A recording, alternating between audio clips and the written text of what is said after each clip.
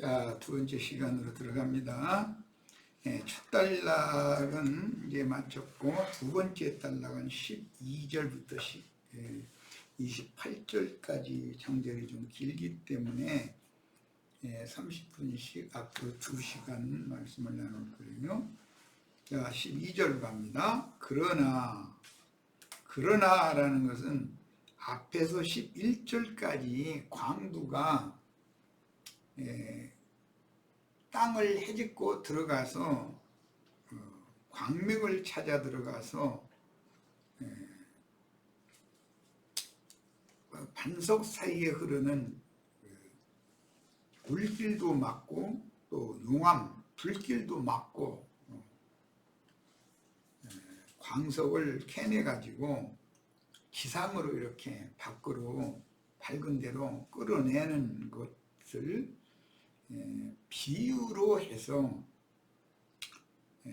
주님께서 사람을 구원하실 때 어떤 작업을 먼저 하셔야 되는가, 이것이 안 돼 있기 때문에 욥의 친구들이 욥을 외모로 보고 육신의 눈으로 보이는 대로 이렇게 함부로 정죄하고 판단을 했다라는 것을 깨우쳐 주려고 이 말을 지금 한 거다라는 걸 잘 마음에 새겨둬가면서 욥기 28장을 읽으셔야 됩니다. 욥기 28장은 내가 생각하기에는 교계의 그 많은 신학자들도 이 의도를 성령의 감동을 따라서 문맥의 흐름에 맞춰서 깨닫고 가르치기는 쉽지 않을 거다, 그런 생각을 했었어요. 그러나 이제 알 수 없죠. 이제 주님께서 현인 선지자를 숨겨놔두시고 또 그분의 종을 쓰셔서 이제 그분의 하실 일을 당연히 하실 거니까 또 그것도 믿어야죠. 잘못하면 나만이 깨달았다, 뭐 우리만이다, 이제 이렇게 되면은 또 그게 적그리스도가 되는 거니까. 자, 여기 그러나라는 것은 앞에 비유를 한 것 말고 이제는 실상을 말하고자 하는, 비유했던 것을 구체적으로 실제를 설명하고자 한다, 그 말이에요. 반전시키는 용어죠. 그러나 지혜는 어디서 얻으며 명철이 있는 곳은 어딘고? 사실은 비유로 하자면 땅속이죠. 땅속에 반석에 흐르는 물도 피하고 용암, 끓어오르는 불타고 있는 그 돌 사이에 광맥을 발견해 가지고 금광석이나 은광석이나 구리 광석을 이렇게 해내는 거, 그것은 이제 비유예요. 그런데 내가 그 비유를 성경이라는 건 모두 창세기 1장 1절에서 계시록 22장 21절까지 모든 성경은 하나님의 감동으로 된 것이고 구원을 얻는 지혜를 주려는 목적으로 기록된 것이기 때문에 반드시 성경의 목적에 따라서 성경을 읽고 해석할 줄을 알아야 된다. 세상사 윤리도덕적으로 인간다운 사람들이라는 고상한 사람들이라는 다 좋은 얘기예요. 그렇지만 성경이 기록되어져서 우리같이 짐승에 방불한 이성 없는 짐승들에게 하나님의 말씀을 주시고 읽어도 묵상하고 기도해도 하나님이 보낸 종 선지자를 만나서 가르침을 받지 않으면 모르게 돼 있는 거예요, 성경이라는 건. 그런데 이제 어떤 선지자를 만나서 뭘 가르침 받느냐라는 것은 신앙의 단계에 따라 이제 다르죠, 당연히. 그러니까 그런 넓은 면에서 넓게 하나님의 행사를, 즉 하나님의 손가락이라고 그러는데 하나님이 하시는 일을 이해를 할 필요가 있어요. 이런 것이 골로새서에서 아까 말했던 확실한 이해다 말이에요. 확실한 이해. 불분명하게 성경을 이해하고 있으면서 자기보다 훨씬 앞선 사람인 욥의 신부들이 이런 불확실한 이해를 하고 있는 거잖아요, 성경에 대해서. 그런데 이런 확실한 이해를 하도록 하나님이 감동해 주시고 그 삶 가운데에서 체험시키시고 이렇게 한 욥을 도리어 가르치려고 그러고 책망하려고 그러고 그렇게 하니까 참 어느덧 아니죠. 아는 사람이 보면 말도 안 되는 소리예요. 그런데도 세상 교계에서 늘 누구를 만나면 자기 신학적인 그 신앙의 바탕에 근거해서 성경을 보는, 이제 그게 육으로 본다 그러는데, 그런 관점으로 문자대로 이렇게 보고 세상사에 따라서 보고 하는 그런 관점으로 아는 걸 가지고 하나님 앞에서 그분의 손으로 안수를 받았는지 뭐 만져주셨다 그랬는데, 그런 사람을 오히려 가르치려고 그러지 그 사람에게 말을 들어보려고 그러지 않죠. 이것이 그게 뱀의 지혜로 굳어져 있어 가지고 완악한 자다, 악을 버리지 않은 자다, 무지한 자죠. 자, 그러나 지혜는 어디서 얻으며, 땅속 깊은 데서 얻는 것을 표상으로 예표로 다 11절까지 쭉 설명해 놨어요, 욥이. 그런데 말하고자 하는 것은 신의 지혜를 얻는 것이고, 하나님이 주신 지혜로 말미암아 영이 밝아져서 명철해지는 것을 얻는 것에 지금 의미를 두고 1절에서 11절까지 그렇게 풍자 비유의 말을 했었던 것이다, 이 말이에요. 우리는 하나님의 지혜이시며 총명 명철이신 그리스도를 얻어야 돼. 그런데 어디서 얻느냐 이렇게 해놨어요. 지혜를 어디서 얻을 거냐, 명철이 있는 곳은 어디냐, 이렇게 질문을 하는 거예요.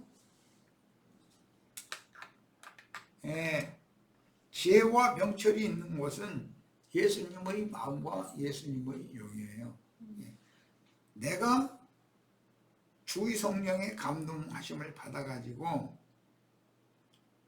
감동을 받는 말씀만 들어서는 안 되고 안수를 받아야 돼요. 말씀이 자신의 생명이 되게 하는 과정, 재림소를 거쳐야 되는 거예요.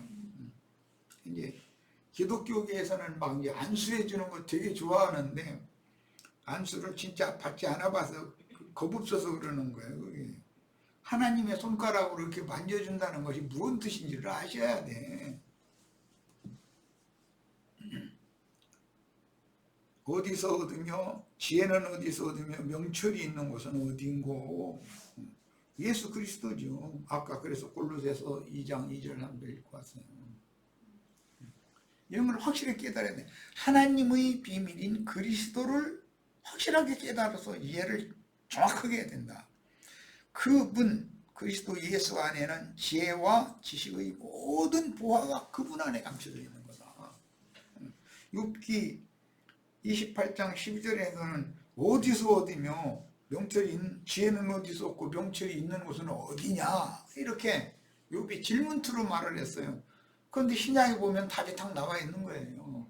그리스도 예수 안에 있어요. 그리스도는 하나님의 지혜요, 하나님의 명철이에요. 총명이에요.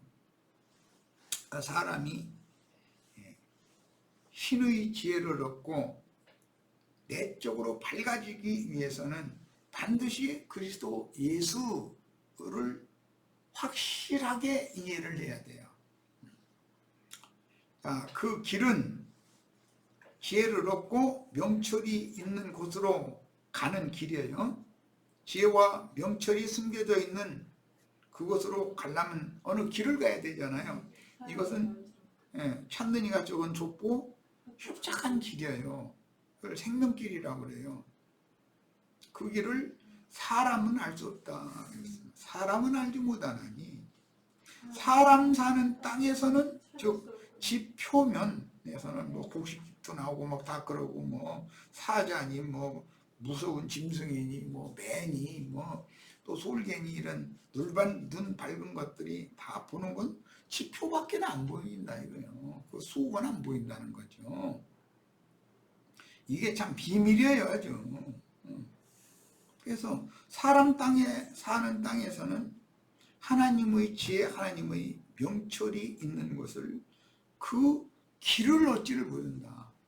그 길을 얻는 것을 득도한다고 그러죠. 불가에서는 득도, 길을 얻었다. 하나님의 영광 앞에 나아가는 길이 그리스도인데, 그리스도를 얻는 것이 곧 하나님의 영광 앞에 나아가는 길을 얻은 거예요. 득도한 거예요. 그 다음에 깊은 물이 이르기를 내 속에 있지 아니하다 하며, 깊은 물속도 영광의 하나님, 생명이신 그리스도께로 나아가는 길은 아무리 깊은, 뭐 태평양 바다 깊은 어느 곳은 뭐 몇천 미터 된다는데, 물이 아무리 깊어도 하나님의 지혜와 명철이신 그리스도께로 생명으로 나아가는 길은 모른다는 거예요. 내 속에는 지혜와 명철이신 그리스도께로 나가는 그런 길이 없다. 깊은 물이라도 그렇게 말한다. 그 다음에 바다가 이르기를 나와 함께 있지 아니하다. 깊음의 샘도 바다도 하나님의 영광으로 나아가는 지혜와 명철은 다도 모른다.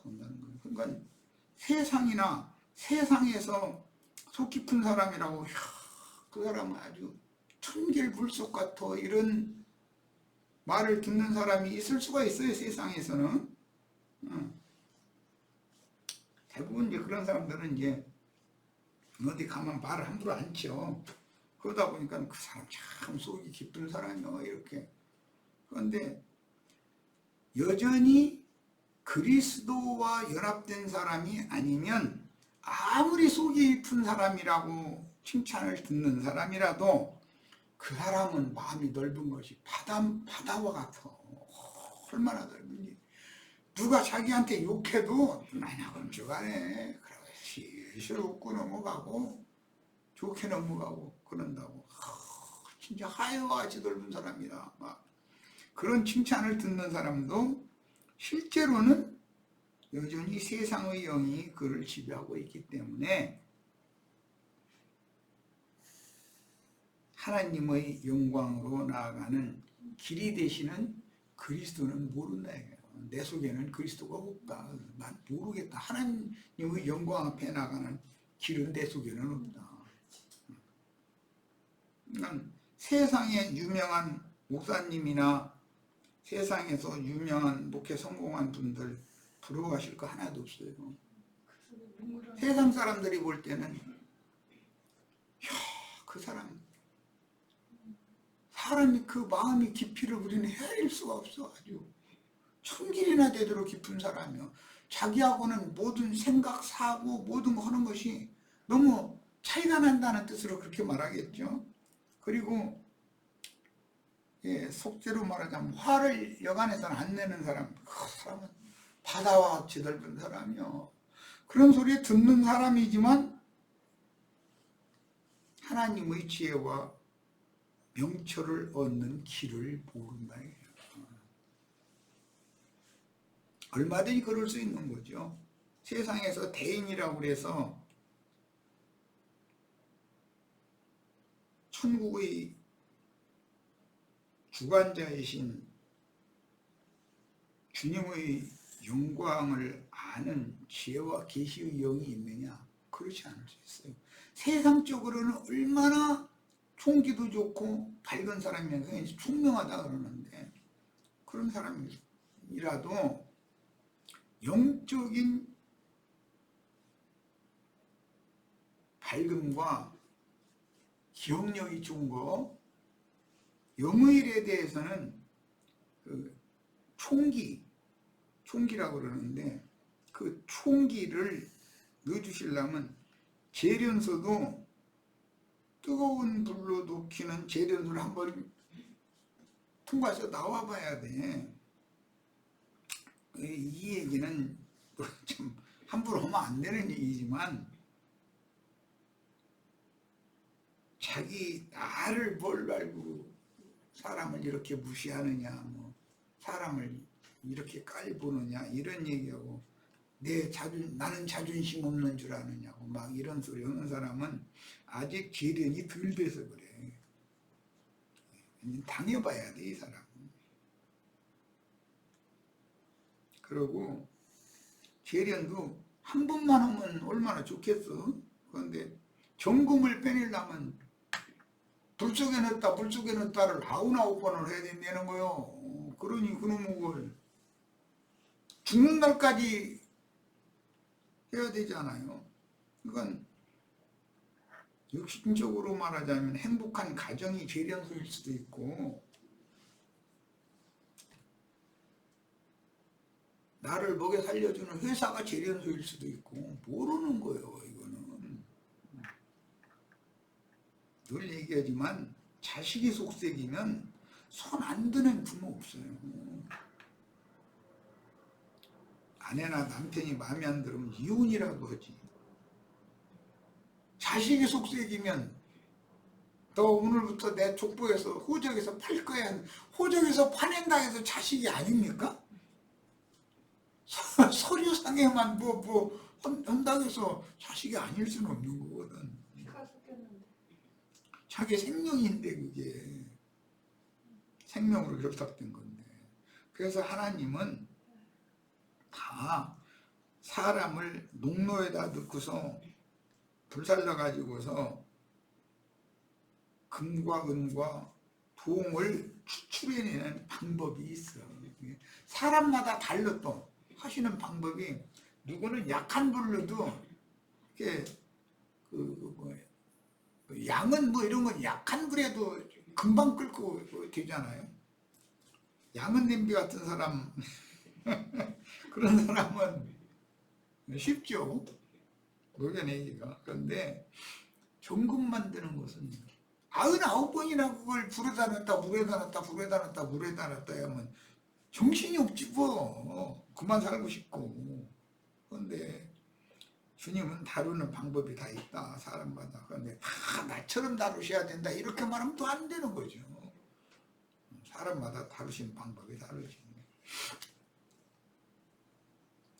그 지혜와 명철이라는 것은 15절로 갑니다.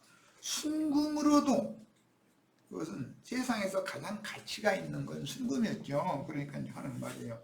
그걸로도 하나님의 지혜와 하나님의 명철은 바꿀 수 없는 거다.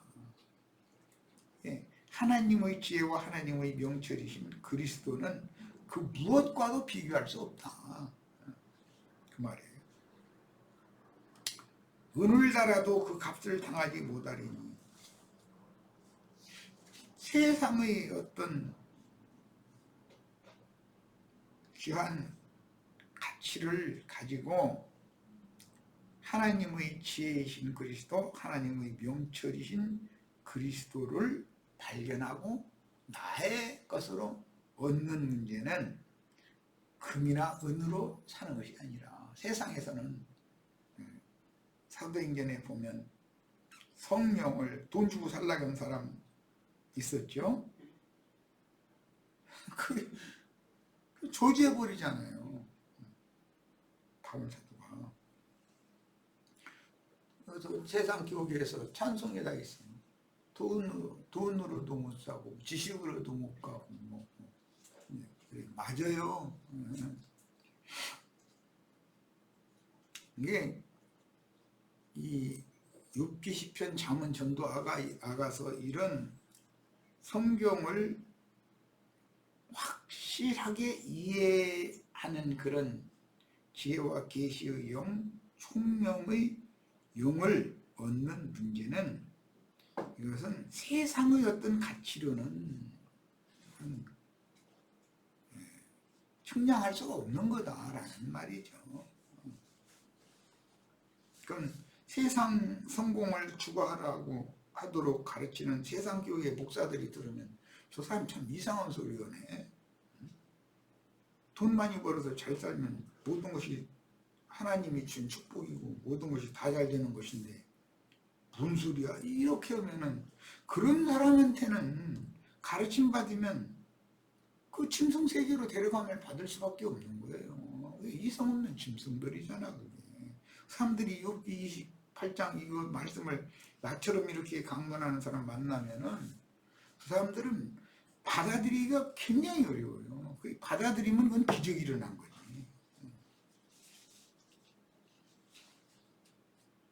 순금으로도 바꿀 수 없고 은을 달아도 그 값을 당하지 못하리니 오빌의 금이나 귀한 청옥수나 남보석으로도 난 이거 뭐 청옥수 남보석 이런 건 구경도 안 해봐서 잘 모르는데 나 저 젊을 때 그 저 종로 저 오가에 금은방 거기 좀 오래 좀 있을 걸 그랬어. 그랬으면 보석 뭔 보석 내가 좀 알아보는 눈은 열렸을 텐데 금방 나와버려가지고는 그 값을 당하지 못하겠고 황금이나 수정이라도 비교할 수 없고 정금 장식품으로도 바꿀 수 없고 진주와 벽으로도 비길 수 없나니 지혜의 값은 산호보다도 귀하구나. 그러니까 하나님의 영광 앞으로 이끌어가는 하나님의 지혜이신 그리스도, 영원한 참지식이신 그리스도, 그분의 지혜와 계시의 영을 받아서 사람이 총명해지고 명철해져서 우주의 비밀과 우주를 경영하는 절대 법을 기록해놓은 성경을 읽고 성경의 의도대로 성경을 깨달아서 많은 사람들에게 말씀을 가르치는 선지자로서의 사명을 행하게 된다는 것은, 이것은 사람이 공부해서 되는 게 아니고 무슨 신학교에 가서 뭘 배워서 되는 문제가 아니라는 거예요. 하나님께서 예수 그리스도로 말미암아 기뻐하시는 자에게 계시해 주시는 자 외에는 아버지를 알 수 없다고 그랬어요. 그는 자도 모르는 거예요. 유대인들은 아브라함 보고 아버지라고 불러요. 아브라는 말은 히브리어 단어의 첫 번째 나오는 1번이 아브예요. 조상이라는 뜻이고 후손도 되는 말이에요. 그래서 내 생명의 근원자 예수 그리스도인 것이 교리적으로가 아니라 산 체험으로 나의 생명이 되어져 가지고 확실하게 이해가 되려면 이것은 하나님의 특별한 은총, 은혜가 없으면 안 되는 거예요. 이게 많은 과정이 필요하죠. 구수의 화목으로도 비교할 수 없고, 그러니까 세상의 어떤 가치를 가지고도 지혜와 명철이라는 것은 비교를 할 수 없는 거다 이 말이에요. 지금 순금으로도 그 값을 헤아리지 못하리라. 그런즉 지혜는 어디서 오며 명철이 머무는 곳은 어디인고. 지혜는 예수 그리스도로 말미암아 오는 것이고 명철이 머무는 곳은 부속하신 사람의 마음 중심에 그리스도 영이 부어지면 그곳에 머무는 거예요. 사람의 가슴이라는 건 참 굉장한 일을 하는 거죠. 그러니까 21절 모든 생물의 눈에 숨겨졌고 공중의 새에게도 가려졌으며, 모든 생물의 눈 앞에는 비유로 매의 눈, 솔개의 눈 그랬었죠. 공중의 새 아까 비유했잖아요.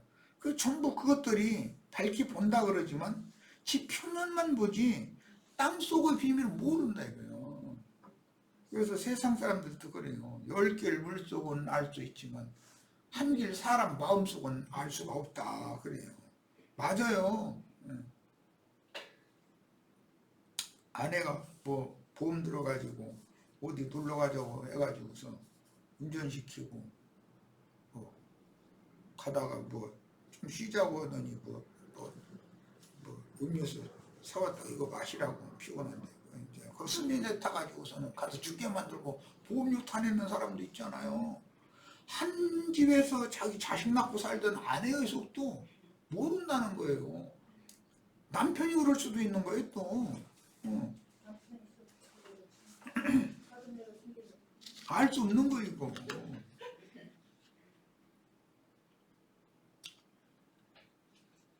야, 22절에 아주 중요한 말씀이 나왔어요. 멸망과 사망도 모른다. 근데 소문은 들어서 안 돼. 아니 나 이거 참 사람 죽어 이놈 뭐. 마귀의 사자들은 이게 멸망의 사자들이잖아요. 사단의 사자들, 거짓 선지자들.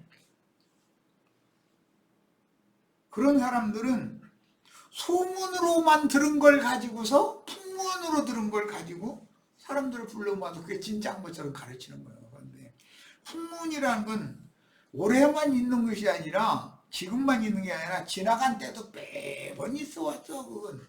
그럼 풍문은 누가 퍼뜨리느냐? 오늘날 이제 세상 나라에서도 뭐 그 기자들이 거짓말을 이게 섞어가지고 이게 기사를 내보내고 자기의 그 세상적인 어떤 그 정치적인 선호에 따라서 조중동 그 회사에 관련되는 기자들은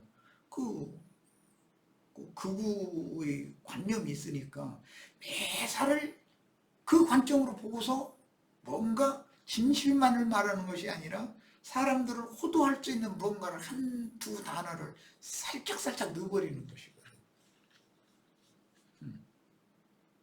그러면 극좌에 있는 사람들은 우리가 이러고 당하고 있을 수만은 없지. 그러고 나서는 우측에 있는 사람들의 어떤 비리나 뭐 이런 것을 캐내가면서 할 때 적대감을 가질 수 있는 어떤 한두 단어를 어떤 문구 속에 살짝 넣는 거예요.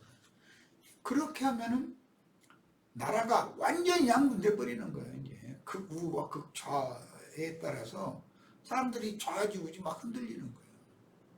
그럼 그런 나라를 다스린다는 건 쉽지가 않죠.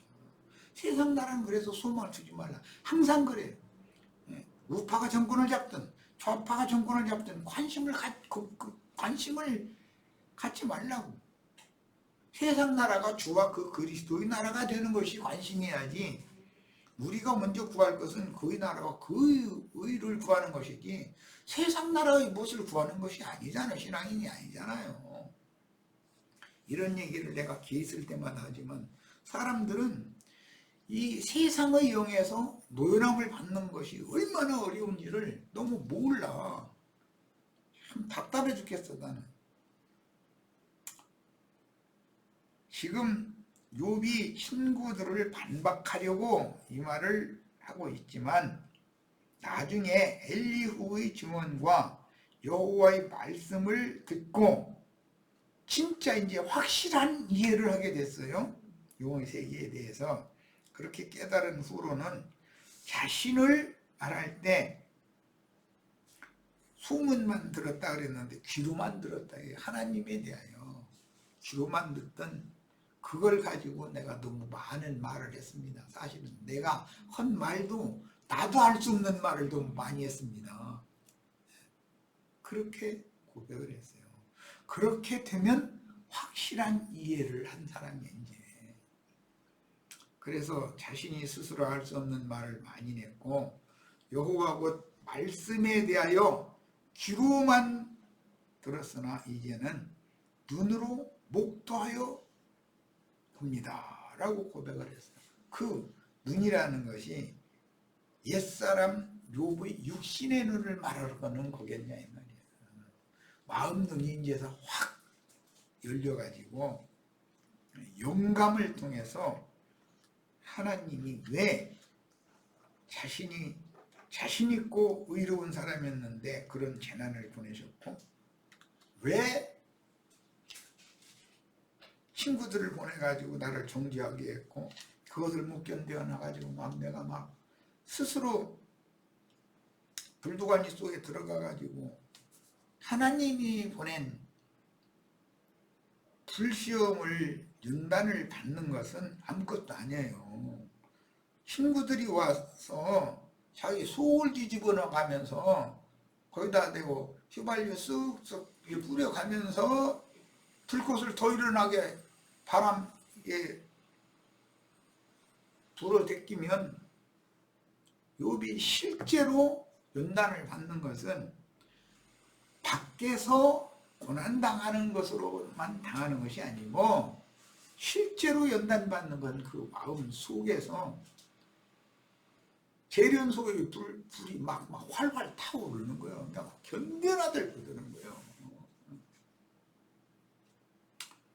그런 과정을 겪다 보니까 욥이 티끌, 흙의 성분이, 즉 이제 금광석 같으면은 흙의 성분 저 속에 들어있는 죽은 돌 다 캐내가지고 재련소에다 넣고 불처질러서 금성분, 은성분, 동성분을 빼내는 것이 뭔가를 알았다 이거예요. 자기 자신의 육신의 오름이라고 하는 것은 사실은 부패하고 철의 녹에 지나지 않는 그런 것이고, 알고 보니까 새 친구가 와서 자기를 자꾸 이렇게 막 못 견뎌나도록 이렇게 막 자꾸 하는 것은, 금 재련하는 재련소 불 지피느라고 그랬고, 은 재련하는 재련소 불 지피느라고 그랬고, 동 빼내는 추출해내는 재련소 불 지펴가지고, 금은 동 하나님의 성전을 건축하는 재료로 쓰시려고 그랬구나라는 걸 저 뒤에 가서 깨닫는다는 거예요. 이게 웬만한 사람은 욥기 28장 읽어가지고 이것이 영적으로 깨달아진다는 것은 참 쉬운 문제가 아니에요. 빨리 해서 마쳐야 되겠네. 자, 23절로부터 27절을 빨리 마치도록 하겠습니다. 그리고 이제 어차피 1시간이고 30분에 남은 이거 다 묻어겠네. 그런데 뭐 그냥 그러면 뭐 문자대로만 하고 마치지 뭐. 그래서 다 이제 그 다음에 이제 이 설명은 읽으면 되니까. 예. 시간이 지나버렸구나. 자, 하나님이 그 길을 아시며 광맥의 길, 생명길, 지혜와 명철을 얻는 길, 하나님이나 그 길을 아시고 지혜와 명철이 있는 곳을 하나님이나 안다. 그 길을 아시며 있는 곳을 아시나니 이는 그가 땅 끝까지 감찰하시며,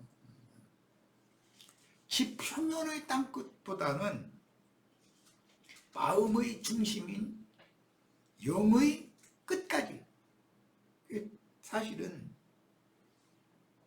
지 표면인 겉사람보다도 그 지 표면 겉사람 속에 마음에 숨은 사람이라는 것이 있어. 그 속에는 돌이 들어있고, 그 돌이 죽은 광석이지만 어쨌든 광석일 수가 있어. 불필요한 돌도 물론 많이 있지만. 그리고 그 돌이 화광석일 수가 있어. 불타는 돌일 수가 있어. 그거 다 추출해 가지고서 밝은 데로 끌어올려 가지고 재련소에다 넣고서 불순물은 제거해 버리고 순전한 금과 은과 동을 추출해 내 가지고 그걸로 하나님의 성막이나 성전을 건축하는 재료로 쓰신다. 욥이 제사장이 되는데 그러려면 이 과정을 알아야 되는 거예요. 확실하게 이해를 해야 되는 거예요. 우리 형제 자매님들도 이런 확실한 이해가 꼭 임하기를 바랍니다. 그 다음에 이는 그분이 땅끝까지 감찰하시며 온 천하를 살피시며 온 천하 모든 사람들이 중심을 다 헤아리는 분이다 이 말이잖아요. 바람의 무게를 정하시며 이야 참 바람이 무게가 얼마인지 하나님이 정해놨다는 거예요. 어떤 때는 어느 가정에 요 정도의 바람을 보내야 이놈이 정신 차린다 하면 너무 센 바람 불어보면 그냥 날아가 버려가지고 끝나버리면 안 되니까 아주 망하지도 않게끔 적당한 바람을 보내. 야 진짜 참. 그 다음에 물의 분량을 정하시며 그랬는데 물도 중창 위의 물도 적당한 장소에 적당히 내려주셔야지 한두 끝없이 내려버리고 기품이 샘도 터뜨려가지고 막 또 물이 솟구쳐 나오게 만들어가지고 홍수되면 안 되잖아. 그러니까 어떤 사람한테는 어느 정도 물을 보내야 된다는 것도 하나님이 알아. 그 사람이 분량이 넘게 보내면 안 되니까 그건 숨막혀 죽어버리지. 물속에 빠지면 죽는 거니까. 비 내리는 법칙을 정하시고 하나님의 생명을 주기 위해서 땅에다가 그리스도의 은혜를 베풀어 주실 때 법칙이 있다 이게 법칙이. 은혜 받을 만한 사람에게나 은혜를 주시는 것이고 교만한 자에게는 단비를 내릴 필요가 없는 거예요. 하나님 헌일을 뭐라고 하겠어. 비구름의 길과 물 없는 구름 얘기도 나오죠. 이게 비구름의 길이 있어요. 비구름을 만나면 비가 메마른 땅을 적시고 지나가겠죠. 예. 모세를 만나면 단비를 맞을 거고 땅에 식물 채소들이 거짓 선지자들을 만나면 저주의 비를 받겠죠. 그 다음에 우리의 법칙을 만드셨습니다. 뇌성 병력 치는 것도 법칙이 있다 이거예요. 법칙이. 우리는 일상생활에서 늘 아는 일이니까. 먼 데서 고르렁 고르렁 고르렁 고르렁 하면은 천둥이 지금 나 있는 쪽으로 가까이 지금 오시고 계시구나. 하나님이 지금 임하시고 있는 중이구나 라는 걸 알 수 있고 어떤 순간이 되면 꽈다 하면은 정신 차려 이놈아 하시는 말씀인 것을 알 수 있는 거예요. 하나님의 호령 천사장의 하나님이 납할 천사장의 호령이라는 것이 법칙이 있는 것이다. 법칙이. 그것은 순종하는 사람에게는 무조건 하고 큰 소리를 치질 않죠. 우리가 자식을 길러봐도 자식 잘 해나가고 있는데 대뜸 가서 큰 소리 치고 이렇게 할 리는 없죠. 그런데 불순종하고 거역하는 놈한테는 안 되겠다 하고서는 큰 소리가 나가는 거거든. 그때 그가 보시고 선포하시며 굳게 세우시며 탐구하셨고 또 사람에게 말씀하셨도다. 이게 앞에서 이미 23절에서 26절까지 내가 쭉 설명하는 말씀이에요. 보라, 이제 결론이요. 주를 경외함이 지혜요 악을 떠남이 명철이니라. 땅속에서 광석 해내가지고서 재련하는 이야기 이런 것은 비유였고 사실 말하고자 하는 것은 주를 경외하는 지혜, 참 지혜를 얻어야 된다. 악을 떠나는 것이 명철이다. 진짜로 밝아져야 된다. 진짜로 확실한 이해를 해야 된다. 이것을 말하고자 했던 거예요. 그런데 욥은 지금 현재 나는 이렇고 너희는 사실은 주를 경외하지 않는 거다. 위선자들이다. 또 너희가 악을 멀리한 사람이고 나는 악한 자라고 하지만 사실은 너희는 교만하여 완악해져 가지고 악을 버리지 않은 자들이다. 이것을 역으로 지금 말하느라고 이렇게 비유와 실제에 대해서 증거를 했어요. 자, 여기까지 해서 일단 마칩니다.